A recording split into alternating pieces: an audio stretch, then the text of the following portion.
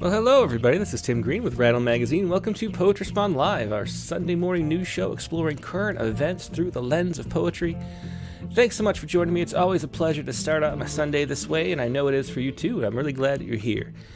Before we begin, I should say that Rattle is a publication of the Rattle Foundation, a 501c3 nonprofit working to promote the practice of poetry. We've been continuous publication since 1995 and are unaffiliated with any other organization. We just do it because we love poetry, and if you love poetry, please click the like button and share, and make sure you're subscribed. And I'm going to say again, our reach is starting to collapse on Facebook, which happens to a lot of lit mags as they try to make us pay for reaching you on social media. So if you would, please, if you're on Facebook and you see a Rattle post, please click like or something. It's really important this week. I'm always trying to keep this, it's like a balloon you have to keep inflated all the time, or else you spiral out of control and don't reach anybody. So please click the like button or whatever there on Facebook if you can. It is good too if you turn on notifications to all, and then you'll receive our posts and make it see first, I guess I should say, and that'll be on your actual news feed. I try not to make too many posts. Try to do 2 a day, so keep some poetry in your Facebook feed. That would be very helpful. Anyway, this is Poetry Spawn Live, as I said, and let me show you how to participate. It's an open mic, so we're going to have open lines for the next hour or so. And what you do, if you submitted your poem, then it's already taken care of. You don't have to do anything.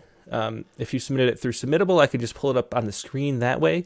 But if you've revised it since then or wrote something new, email it to openmic@rattle.com, all one word, openmic@rattle.com right now. And then I'll have it so I can show it on screen as you read. Then if you do that, you can either pick phone or video call. To do it by phone, 818-850-7727 is the number. Just let it ring a few times, then hang up and I'll call you back. If you'd prefer video, which is cool so we can see as you read, it's nice, use Skype. And the Skype ID for us is Rattle Poetry. So just type that into the search bar and wave at me. I'll wave back and let you know that I got it. Then I'll call you up sometime during the show when it's your turn, going in the order they were received, and that'll be a lot of fun.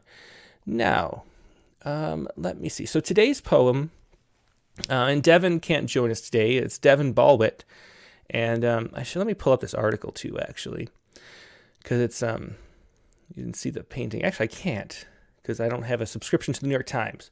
Let me find a picture of this painting for you. I guess I should do that.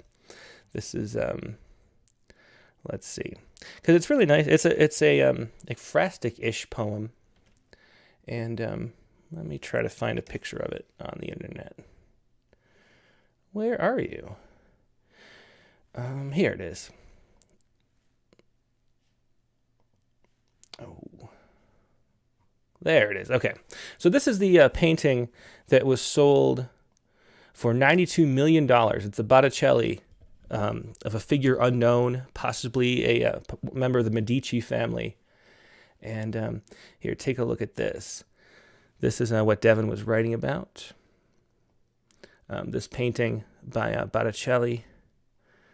Portrait of a young man holding a roundel, circa 1480. And it was on auction at Sotheby's this week and sold for $92 million.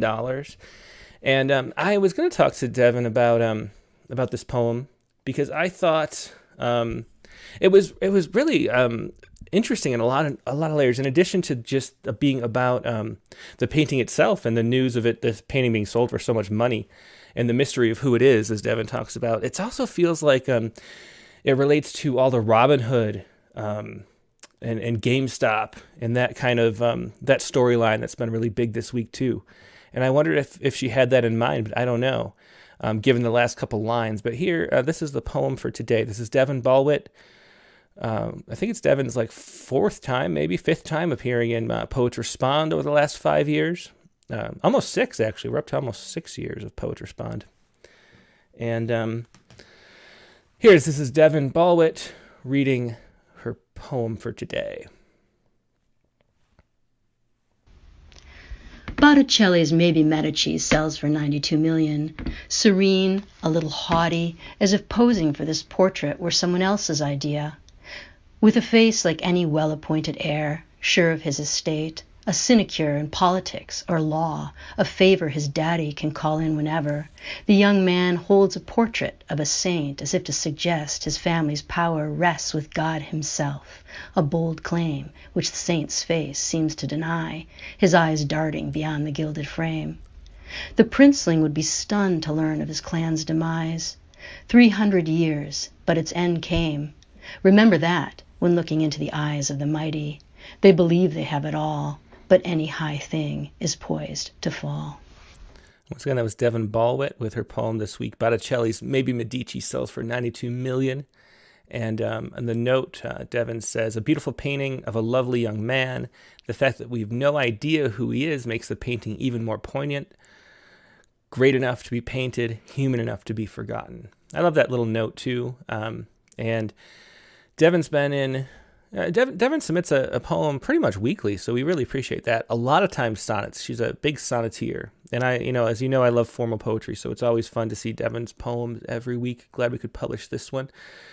I thought, too, we'd go back in time and see what was going on in January, the last week of January 2017. This is 3 years ago. And this was right after the Trump inauguration.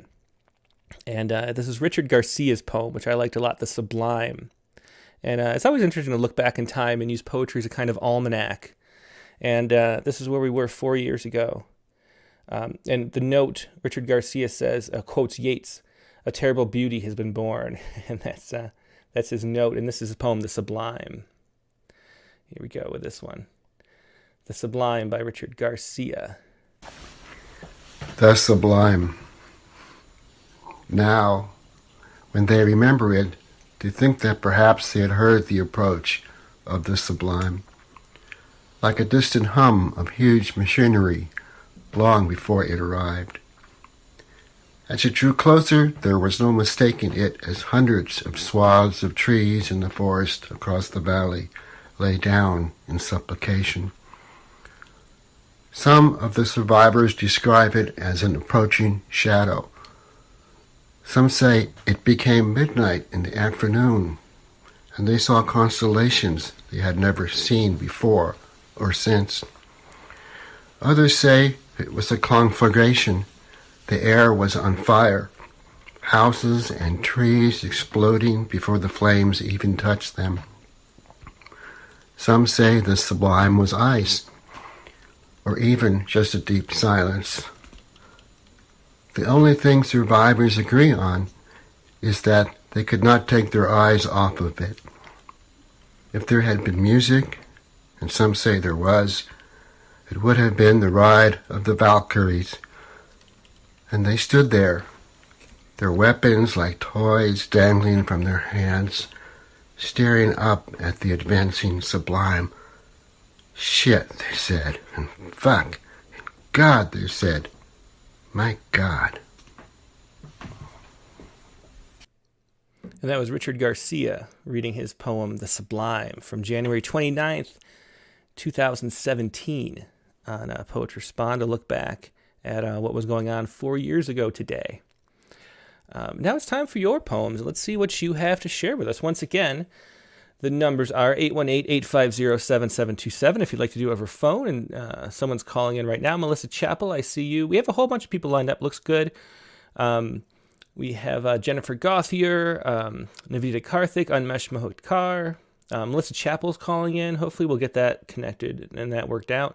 You can also call by phone if the Skype. We tried a little bit over Skype, and I don't know if it was working. So try the phone maybe. Kristen Linnea Ryberg is in line here. Who else am I missing? We got a bunch of people. There's a couple more too. So looking forward to seeing what you have to share for us. Let's go first to Kristen Linnea Ryberg. I'm not sure. I don't think we've talked to Kristen before. So a first-time caller. Let's do that, and I'll find Kristen's poem somewhere, I think.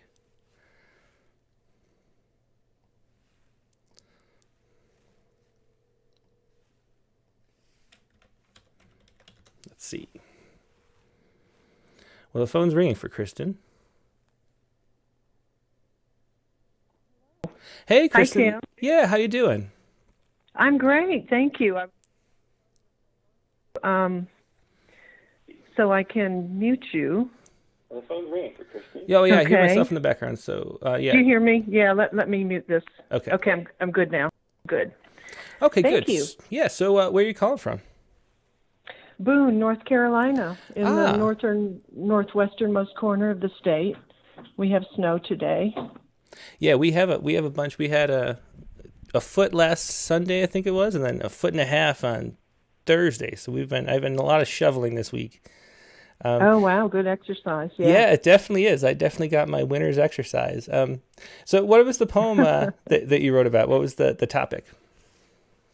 Well, the topic is it's a found poem, and I was cleaning out my spam folder last week, and I was just struck, by some reoccurring storylines that made me chuckle of parallel themes, political microdosing, forgetfulness, and references to COVID. And anyhow, it made sense to me in a kind of a nonsensical, fun way. And I write a lot of different types of poetry, but this one I just purely had fun with. And maybe it'll strike other people as Okay, cool. Well, I will put it funny on too. Yeah, I'll put it on the screen. Go ahead and read it. Okay. It's spam, not as compressed meat. 30 days risk-free. Last reminder, respond immediately. Do you hate to forget important things? This is what separates good content creators from great ones. Microdosing days are the best. Daily usage alert. Can't find your name? What famous boxer gave all his sons the same name? Breathe easy with a portable oxygen concentrator. Update. Good news. You can now protect yourself and those around you. Can't find Lysol spray? We have a small supply. No more boredom, fat brain toys. Take one half off kids' masks. Do you hate to forget important things? Here's how people are fighting back. The Last Straw Impeachment Act.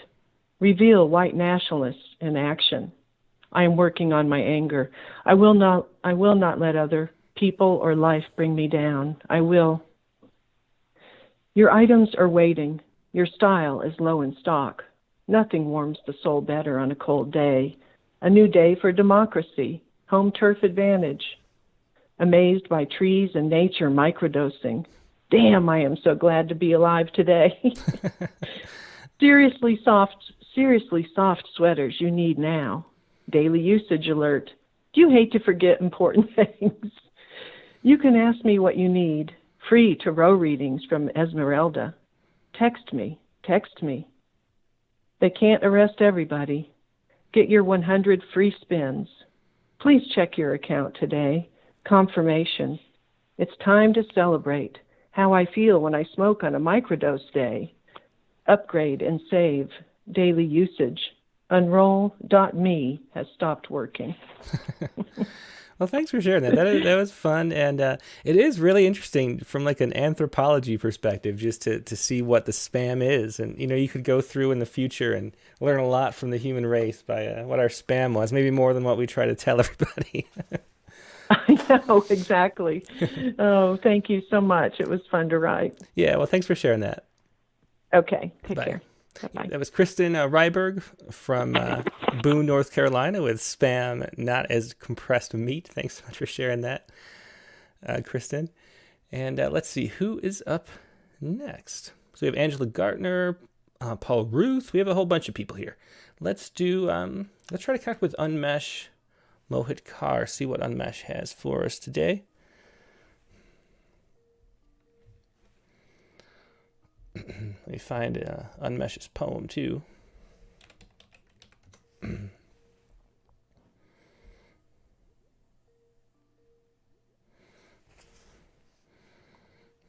He's got one called Give Me the Vaccine. Not picking up though right now. Let's see. Wait. Here he comes. Wow. Hey, Unmesh, I hear some stuff in the background. If you can cut that out, or here we go. Okay, cool. It is better now. Yeah, thank you. Let me shrink you down to good size though. There you go. Okay. So how are you doing today? Yeah, I'm good. How are you? I'm doing great. What do you have for us? Okay, I read that news that rich countries are hoarding doses of COVID. Hmm. So I wrote two perspectives. One is from the poor man's perspective and another from the rich man's perspective.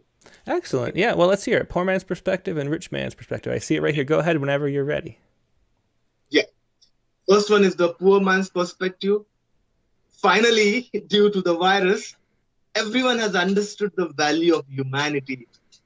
Going forward, people won't be selfish and will start believing in sharing and caring. Only positive thing this virus has taught us. Let us live as humans. Let's forget what happened earlier. Let's live and let live. Finally, we are all equal. That is the naive poor man. Then here comes the rich man. I am rich. Will do what I want. Your wants are my need and your needs are your failures. You have always treated me as a special. My car, my palace, my Rolex played a role, I know. I jumped every queue. You remained quiet. I made my own rules, which were always right. It's time to get vaccinated. I need it. World needs me. I am your employer. I am your jobs. Thousands can die, but one who support and feed them should live.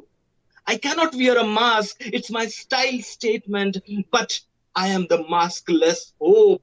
Let me get the vaccine first because I cannot die. I give jobs, I give charity, I run marathons. I deserve this. I will be your hope. I never lose heart in difficult situations. I innovate. You were dying.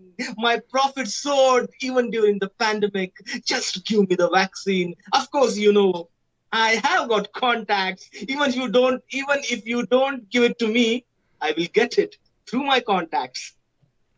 Excellent. Thanks so much for sharing that. It is interesting, like both on the micro and the macro level. There are a lot of stories here about people flying to different countries because they're rich and can do that to get the vaccine, or paying people to smuggle it to them and things like that. And then the countries themselves, like we have way more doses ordered than we can even use in the United States. So very interesting. Thanks so much for sharing that, Unmesh.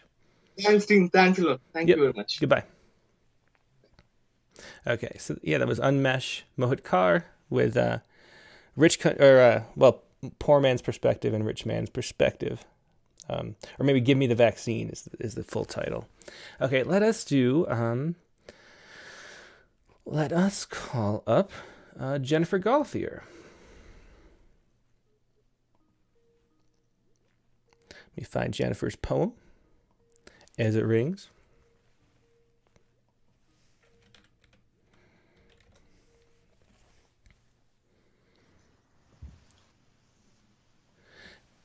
Shoot.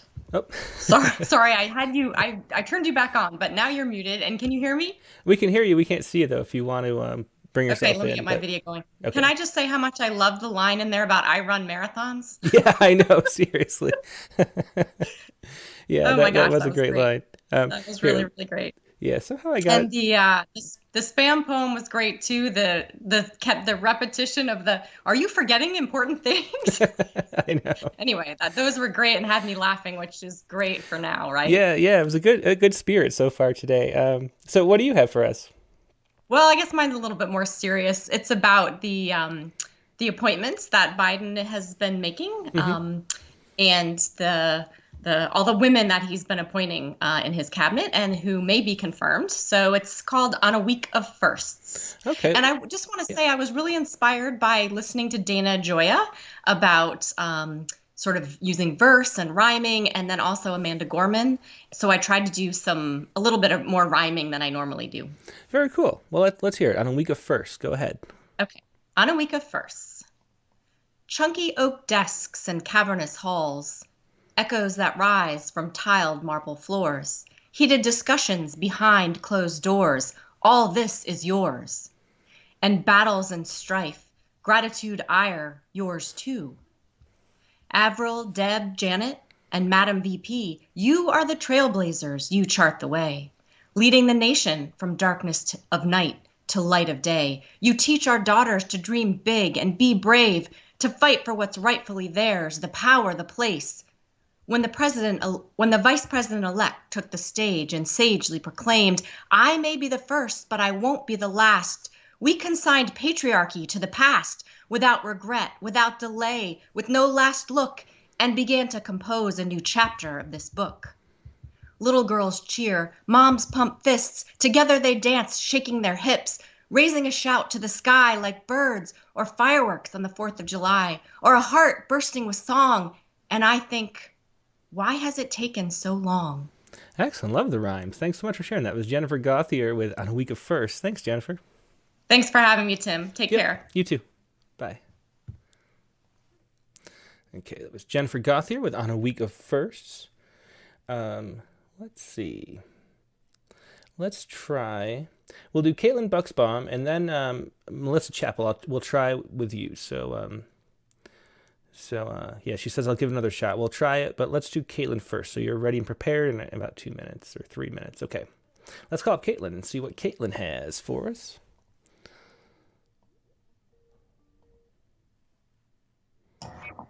Hey. Hey, Caitlin, how you doing this morning? Good. That was weird. For once, there was like no delay. So I heard you say on the YouTube, like, next we'll call Caitlin Bucksbaum, and then it rang. I was like, oh wow. I wonder that never if, happens. Oh man, the size is jumping around. Oh, you know what I did? Hang on a second. Everybody bear with me for a second. I have to do some scale filtering. I wanted to do point, I think. Okay, I think that's going to fix it because the sizes keep changing. Okay, so anyway, and your poem, Major, is already on New Verse News this week, right? Yeah, but this is the poem that I submitted to you last week. So okay. Yeah, but that's cool. This is my first time sending stuff to them, so I was glad to have them take it. Oh, really? I'm surprised. What made you send it to them for the first time?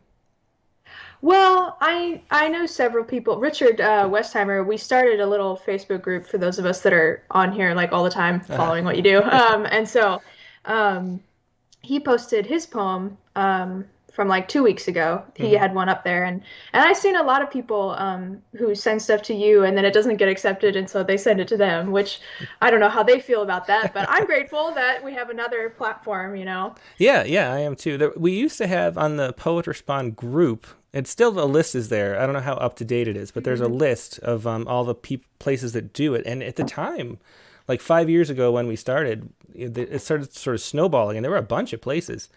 I'm not sure how many are still active or not, but if anybody wants to join that group, they can see the very first page has a whole bunch of listings of places that publish poems about current events.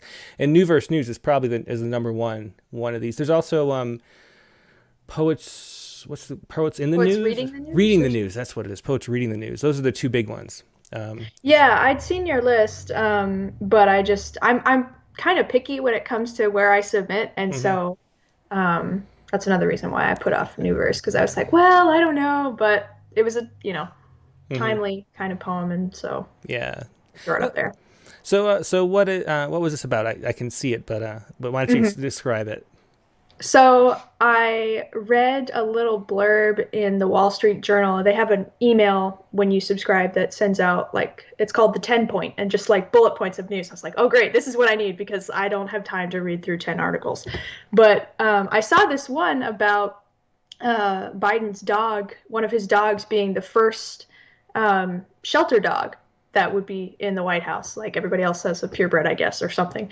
So I thought, that might make for an interesting poem. And so I played with the words a little bit to make that into a poem. Excellent. Well, go ahead whenever you're ready. I have it on screen, and we can see the picture of Major. Yay! Biden's dog. We have a rescue German Shepherd, too, so we like this story a lot. Cool. Yeah, so it's called Major. The White House announces its first ever pound puppy, and I wonder if this proclamation is an indication of more major changes to come, that our president has himself declared on America's behalf, we will shelter every kind refugee seeking a shepherd. Excellent. Thanks so much for sharing that, Caitlin. I love that picture of Major at the Humane Association, too. Thanks so much. It is a good picture. And if I could say one more thing, So I have read a poem like this before, but I'm going to plug it some more because otherwise Jimmy will give me crap. So Jimmy Pappas invented this form called the dio, and that's what I wrote this one in. I kind of cheated on the first two stanzas, but if anybody wants more information on that, I would be happy What to is it? tell. I didn't recognize what's a dio? I don't know. I don't know that. Of course you don't know. It's brand new. He Okay. invented it like last year. But I really like it, and so I've been trying to use it a lot. And he said the goal is for it to be kind of haiku-like, so strong on images and not longer than like a page.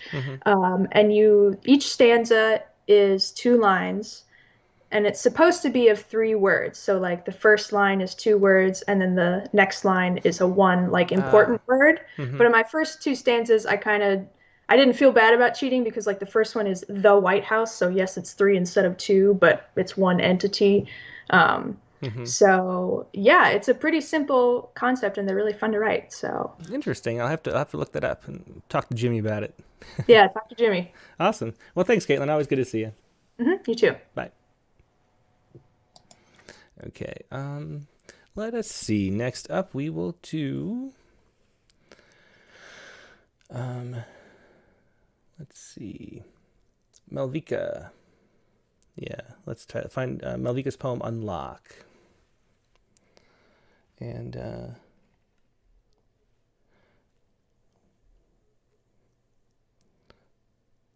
oh wait, I said I would do oh well, I'm already calling up Malvika. So we will do who did I say oh, Melissa Chappell. We'll do Melissa Chappell after this. Unless Malvika doesn't answer.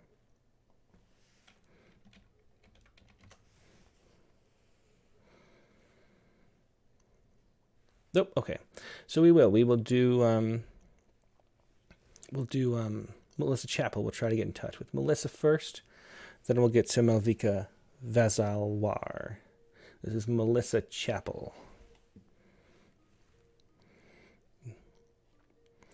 Find Melissa's poem as it's ringing.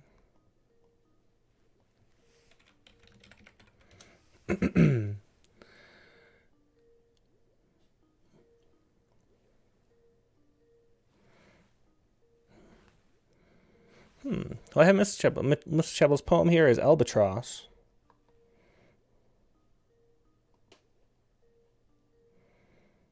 Huh. And Malvika's poem was Unlock. We'll get one of these two in just a second. Let me see. So Melissa's not answering.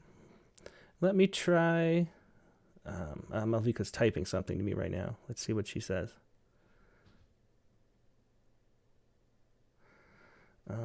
Well, we'll try again.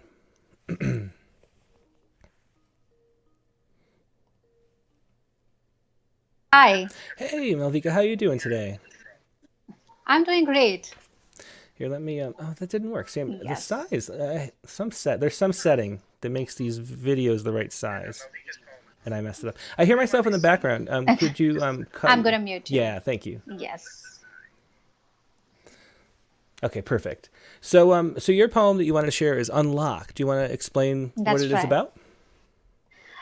Yes, it's about the pandemic that's triggered a mental health crisis.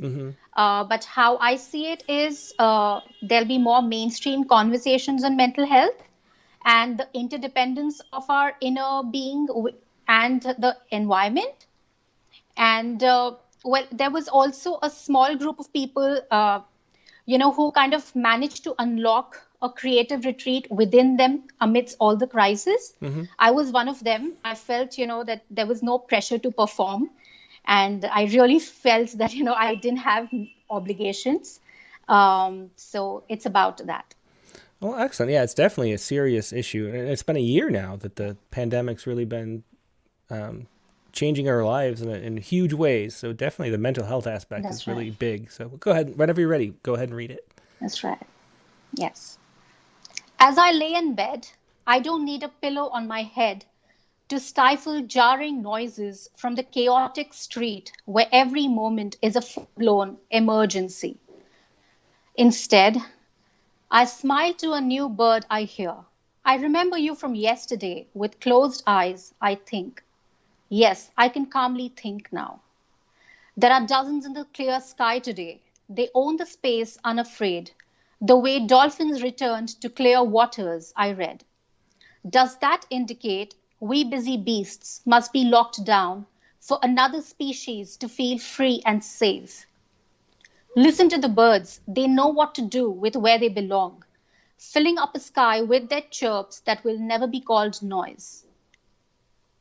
Look, it's been months. I've felt exhausted. My room is filled with my artwork. My laptop overflows with my writing. My mind brims with online courses bought at heavy discounts, each with their own learner community. And my heart sings while cooking for a puppy. I don't amount to my output anymore when all we hope for is to survive. No small talk gatherings and pressure to produce. I'd have to give no explanation for sinking in the present moment. And these small allowances are a miracle to me. And now that the world's more focused on its breath, I don't want to go back to the dysfunctional normal where we are always out of breath and outside of life.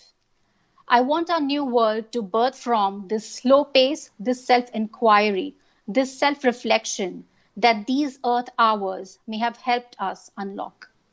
Excellent. Thanks so much for sharing that. And that was Unlock, of course. And Thank you. And yeah, great advice to take the opportunity to give ourselves a break, I guess, and cut us some slack. So thanks so much for sharing that. That's true. Thank you. Yep. Bye. Bye-bye. Okay. Yeah, and that was Malvika Vasalwar from Nagpur, India. And let me try Melissa Chappell again. Hopefully we can get connected. If we don't, just call up on the phone, and that might be better, Melissa. But we'll try this. Ah, it's working. Hello, Melissa. How you doing? Are you there? I am. Can you hear me?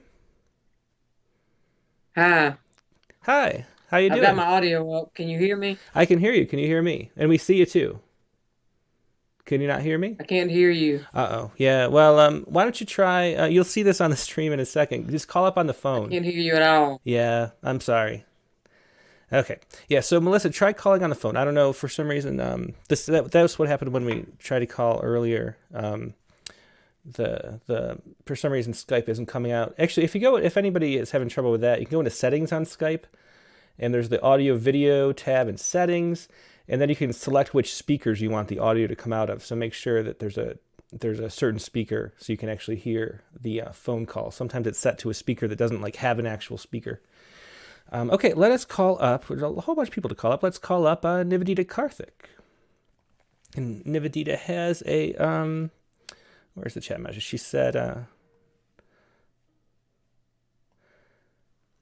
"Hey, Nivedita, how are you this morning or afternoon?" Hey, Tim, evening? I'm doing great, thank you. How about you? I'm doing great. And you have for us what did you say? Oh, new story about a duck. I always love your fun news stories. They're such a nice break from the more serious stuff. So, and it's shaped like a duck too. Oh, I love it. Okay. Let me pull up this story just so we can see, because there's always a good picture with yours. And here's surfing duck, pet becomes local celebrity at Australian beach. Let me put this picture up for everybody. That is great. There's also a small video that they can watch with it later when they have the time. Yeah. So explain a little bit what this story was about. So basically, there's this mom and son duo on the Gold Coast who, just before the lockdown started, wanted a pet. So they decided to get this duck, and they called him Duck. And every day they would go to the beach, and apparently Duck used to get so excited every time he heard the sunscreen lotion bottle open and he smelled it, and he would be according to the owner, running around in the yard in circles, almost walking beach. And then, every time he would go there, he would body surf and paddle and everything. And apparently, in case he got tired, he would just jump on people's surfboards until he was not so tired anymore, and then continue body surfing back to the shore. That's so funny. So, it was just so random and funny. And I was like, can't get any randomer than this, being as that's what I usually write about, the randomest, funniest news stories. So I was like, this is it for the day. Yeah, well, I really appreciate this. Thanks for finding these stories for us. You should look at the video when you have the time. It's a 2-minute video clip, and it is absolutely hilarious to I watch. could probably play it if I might have to. Let me see. There's probably going to be an ad. I know it's on BBC, so there may be an ad in front. There will. There Let's wasn't see. one when I played it, but let's see. Yeah, so if we can fill up 11 seconds, 10, 9, we can skip that. 10 seconds is nothing. It'll just go by the time I finish the sentence. Yeah. Okay. Almost there.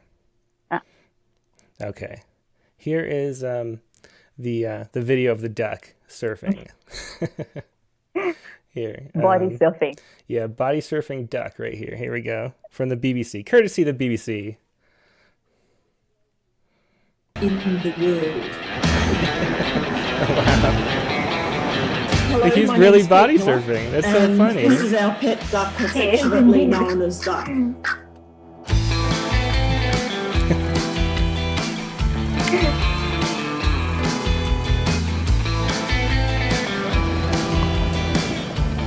Truly, it's not something we pushed. We just had him come along to the beach with us because that's what we do as a family. Just random surfboard, FYI. Yeah, that's great. Okay, so we'll stop it there and people can watch the rest of the video later, but that was great. Thanks for finding that. Okay, so let's hear the poem. Okay. Duck, the new Australian celebrity, like no other. With a quack quack here and a quack quack there. You get it. This duck likes to swim. This duck likes to float. This duck likes to body surf on the Gold Coast. Catch a wave and ride to the shore, or hop on a board to find adventure yet more. Swimming, surfing, paddle boarding, this adventurer has seen and done it all. Yet he returns to the beach each day, so very enthralled. The beach is his home and the people his pals. One look at them and it increases their morale. The smile he brings to everyone's face is the best gift, and he does it all while at sea adrift. This little duck has seen it all and more, yet he comes back to make sure our life isn't a bore. Excellent. Thanks so much for sharing that, Nivedita. Great story. Great little concrete poem. And I did a concrete poem shaped like a duck, which wasn't really a poem. I know, it had goose all over. I remember. But it was so hard to make that shape. I'm very impressed. Yeah. Well, thanks so much. Always a pleasure talking to you, Nivedita. Thank you, Tim. Always a pleasure talking to you. Have a lovely Sunday. You too. Bye. Thank you. Bye-bye. Okay. Okay, let's call up Melissa Chappell on the phone, and that'll be better. Yeah, sometimes the software is tough to figure out.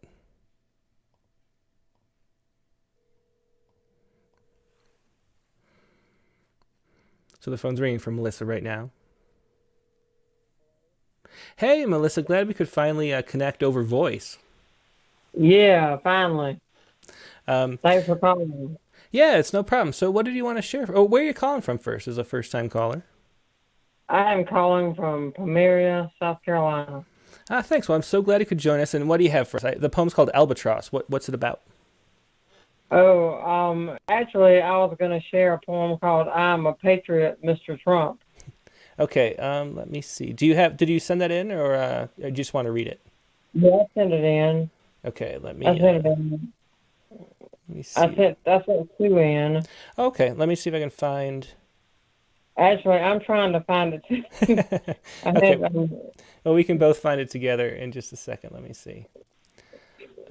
Let's see. Someone just called me while I was on my. I have it here. So whenever you can find it, whenever you're ready, go ahead. Yeah. I'm looking here for my Google Drive. I'm sorry. Someone just called me and threw me all off. Oh, no problem. I'll tell you, while I'm looking for it, I'll tell you a little bit about it. When I wrote it, it was not long after the Capitol escapade, if you want to call it that. That's a good word. Had occurred. And I was just really in a rage when I wrote it. And was really quite angry. And, okay, here we go. I was really angry. And when I read it to my therapist, after she read it, she said, "This is quite angry, Melissa." so anyway, I'm going to share it with you. It's called "I'm a Patriot, Mr. Trump." Okay, great. Let's hear it. This crimson tide burns my veins, but not for you, love, though my want for you is plenty. There is trouble in my blood, roiling like the obscene banners outside the Capitol on that day when stormtroopers in rags and summoned suits raised fists in the air in a fuck you to every vote I ever cast since I was able to swallow hard and press the green button that sent a signal to the world that I was a free American. But the man of many towers cares not. He has left us now, and we are ash in the street. We are the fine china thrown out with the trash. He says his movement will continue, though his presidency will not. Go ahead, Mr. Trump. I am the sum of my ancestors. I watch my sons and husband go off to wars from which they will not return. I am a spy for George Washington. I have to kill people clandestinely for my country's sake. I wake up screaming in the deepmost hours of the morning. I fly missions over Europe and drop bombs at the behest of my flag. It causes me sorrow unutterable. I am a patriot, Mr. Trump, and I am not alone. Your people raise their fists. We shall raise our voices, and it shall sound like the fall of mighty waters and rushing wind and the roll of a crimson tide. Your broken sentences will be silenced. Your followers will desert you. And given time, perhaps you will pass into the hell that you so raged against, the arid land of the forgotten. Excellent. Thanks so much for sharing that. That was I Am a Patriot, Mr. Trump by Melissa Chappell. And it's always great to get your rage on the page so it's not stuck inside of you. So thanks for doing that and sharing it, Melissa. Thank you for letting me share it. Yeah, my pleasure. Have a good rest of your day. You too. Thank you. Bye-bye. Bye. Okay, yeah, that was Melissa Chappell from Pomaria, South Carolina. Let me see. We have a 202 number who was on once on June 7th, and I don't have it in the phone book, so I'm not sure who this is. We'll figure out who this is in just a second. Let's see. It's a 202 number. Is that like New York City or somewhere near there? Or Boston? Jonathan. Hey, this is Tim with Rattle. Did you want to share a poem? Yes. I sent it in. It's called My Bad. Okay. Jonathan who? G-A-T-Z. Ah, Jonathan Katz. Okay. I think I remember. Let's see. I've been here before. Yeah. Okay. Well, thanks so much for calling in. And so is there anything you want to say about it before you read it? Oh, I came across this site on, and it was some cartoons. And I was having trouble laughing, and I realized that that the laughing can be helped if you're a sociopath. You know, a lot of things are funny. I think. Hang on a second. I think I hear. I think I hear us in the background. Do you have a video stream going that you can turn off? Yeah, okay, because that makes it a little confusing for you. So, okay, I think that's better. I'm looking for my mute there. Okay, okay, I think that's better. Go ahead whenever you're ready. Continue. Okay.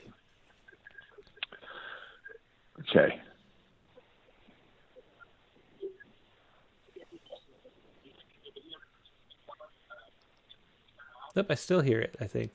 It's very faint. I don't think people at home can hear, though. Okay. My bad. This is one of my fuzzes, and it's going to be tough for you to retell it. Because what a poet has to do to make a joke is first... Yeah, I think, Jonathan, the audio is just too not working. I'm going to read the poem for you instead, because then we can share it and everybody can hear it, because I think just the audio wasn't working very well. So let me just read it for you, and I'll just read it on the air. But thanks for sharing this. Yeah, I like this poem a lot, so thanks for sharing it. Yeah, okay.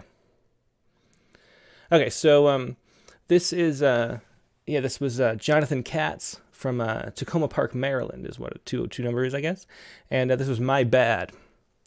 This is one of my funniest, but it's going to be tough for you to retell it, because what a poet has to do to make a joke is first create a universe, similar in most ways to the one we all share, then spotlight some awkwardness, irony, distortion unexpected enough, it induces a chuckle. I'm glad I'm not an astronomer, because I'm prone to lapses of attention, which I usually own up to as a byproduct of my curiosity, but there's no such thing as a small mistake in astronomy.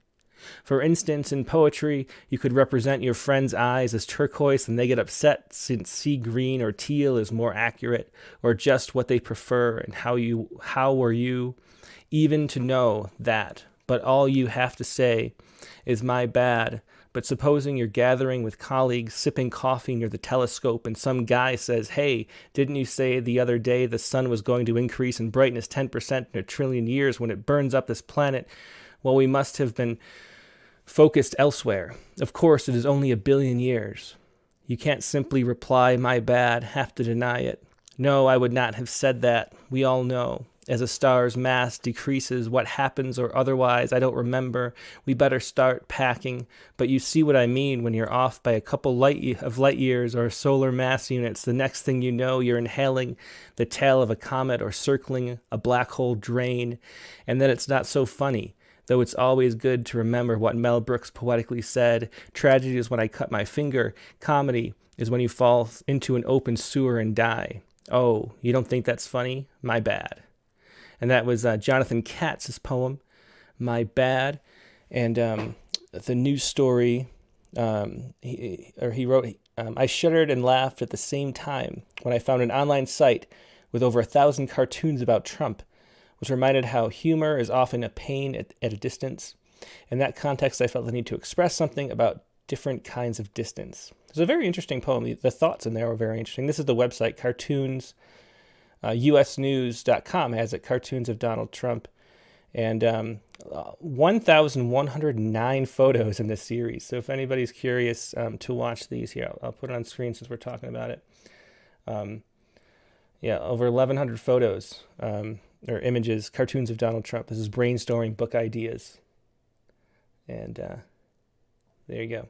Anyway, so that was Jonathan Katz's poem. Thanks, Jonathan. Sorry that the audio wasn't working. Even when you shut off your stream, it was very choppy and faint and hard to hear. So I took over for you. But great poem. Thanks for sharing it. Okay, let me see who is next. Call up Angela Gardner. We have about 10 minutes left, so I think we'll be able to get to everybody. Hopefully. Hey, Angela, how you doing today? Good. How are you doing? I'm doing good. I changed some setting, and it's driving me crazy because the videos when people pop in are not. We had your lampshade for a second over your shoulder. Oh, really? Okay. Yeah. Okay. They just changed sizes, and I found a setting where they don't change sizes on me, and now I must have turned it off because everything's changing sizes. Okay. Anyway, so what do you have for us today, Angela? Well, I submitted like a couple weeks ago, but it's called Season Change. I don't write haikus very often. So this is actually my first real haiku. I really I did 5, 7, 5, I did like that.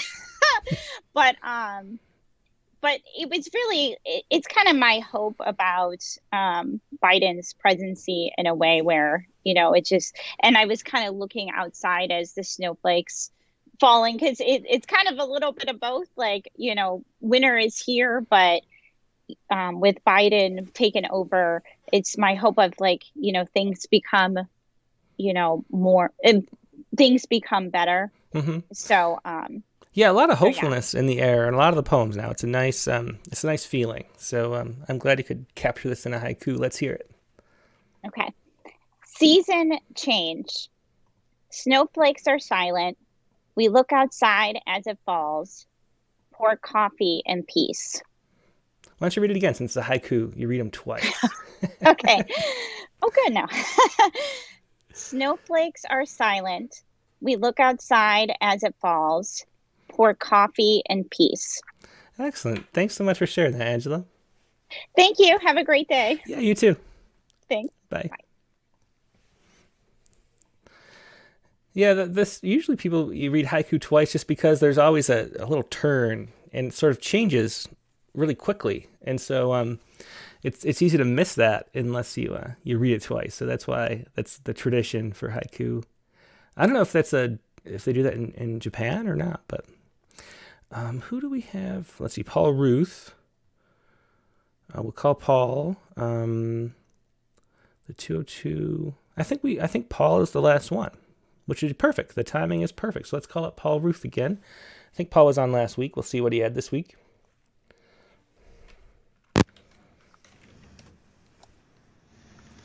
Hello. Hey, Paul. How you doing today? Pretty good. How are you? I'm doing great. And that time, the video popped right at the right size. I don't understand what's going on. I don't know. But anyway, yeah. So what do you have for us this week? So I have a poem entitled "A Usual Progress," and I guess it's not maybe so hopeful because I always wonder when something positive happens, there always seems to be this visceral, angry response for some reason. It's kind of a puzzling thing with humanity. Yeah, that's true. The negativity bias, I think, is strong in the species. Yeah, so it's kind of, you always in politics, you wait for the shoe to drop, especially in two-party politics. So I'm kind of anxious about that. But anyway, my poem is A Usual Progress. Okay, yeah, go ahead. They called it a day of reckoning, but just you wait and see.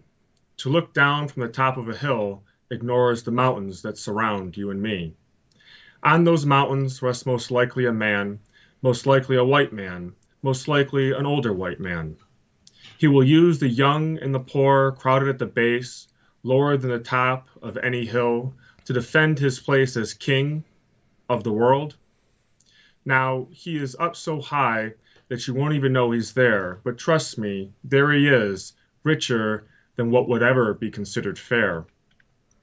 He can make anybody a racial slur by getting those who have more or less to laugh at jokes and be jealous of success. He'll act as if he knows better than the rest. He'll act as if he's better than the best. He'll act as if his money was the true moral test.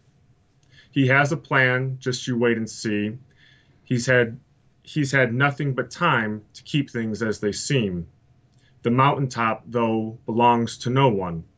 We need together to enforce that. We must together remember that. We can together teach that so that we never forget those who died uniting against that odious vat. Create a peaceful commune of sharing, of caring, of putting some humanity in being human. Create a way forward so all the colors bleed into one. Excellent. Thanks so much for sharing that. And that was Paul Ruth with A Usual Progress. Thanks, Paul. You're welcome. Yep, bye. Okay, so I think let me do one last run through, make sure we don't miss anybody. It's nice to get to everybody on a show. Yeah, we got the 803, we got the 202. Let's see. So on the rest of the stuff on the open mic or for the prompt this week for Rattlecast, the next Rattlecast coming up. So I think we are good to go. Okay, so time for your saiku of the week. I always like to write a saiku for some science story that that catches my eye during the course of the week.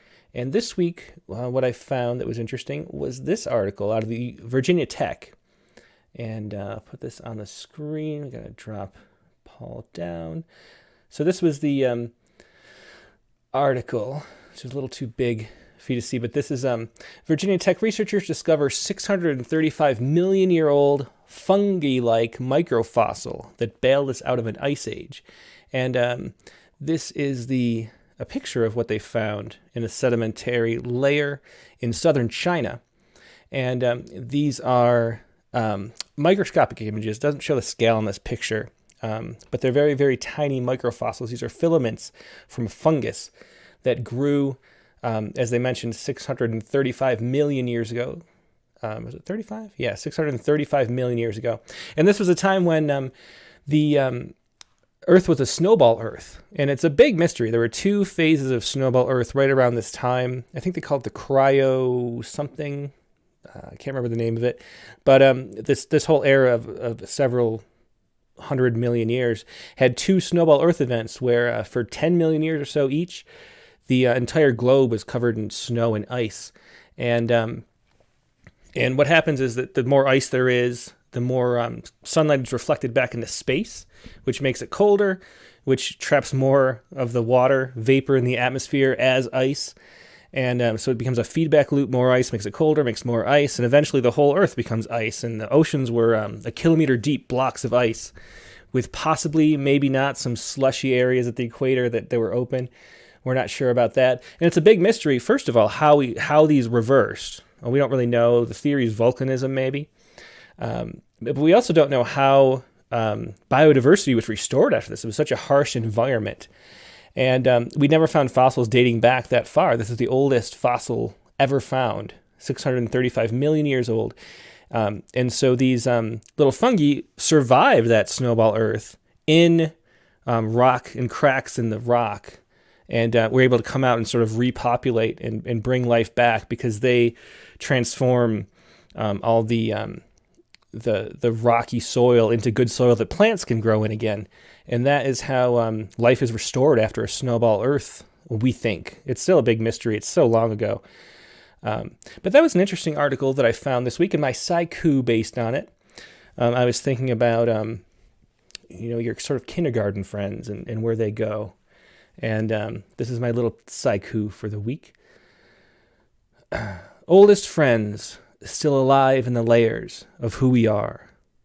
Oldest friends still alive in the layers of who we are. There's your haiku for the week. Hope you enjoyed that. Let me mention two things before we go. This week's prompt on the Rattlecast is going to be, I have to pull that up again. Oh yeah, write a poem about a tourist town during the off season. So that's your prompt for the Rattlecast this week. Write a poem about a tourist town during the off season. So if you'd like to write that by Tuesday and share it for Tuesday night's show, please do. And then also, today is the deadline for the Ekphrastic Challenge. So you have about, you have like 14 hours to write a poem based on Danny Mask's photograph. Danny Mask is a regular guest here. In the chat windows and calling in, and he's a visual artist too, and this is a piece of his. For those only listening, maybe it's a bucket full of water with rings in the sun, kind of, and so check that out and write a poem in the next 14 hours and submit it by midnight Pacific time tonight for this month's Ekphrastic Challenge. And let me put up next week's guest on the Rattlecast too. This week's guest on the Rattlecast is going to be Russell Brakefield. And Russell is the author of Field Recordings, which just came out from Wayne State University Press, which is a press I always really like. Sort of a down-to-earth kind of style of poetry they usually publish. And this is a book about the musicology from the Michigan area back about 100 years ago. So he explores all that. It's sort of a historical document in poetry. Should be really interesting. That is Russell Brakefield, Rattlecast number 78, Tuesday, February 2nd. So we'll talk to him for about an hour, and then we'll get to your poems about a tourist town in the off-season or anything else you'd like to share on the open lines. So looking forward to that. Hope to see you Tuesday night, and have a good rest of your Sunday. Goodbye.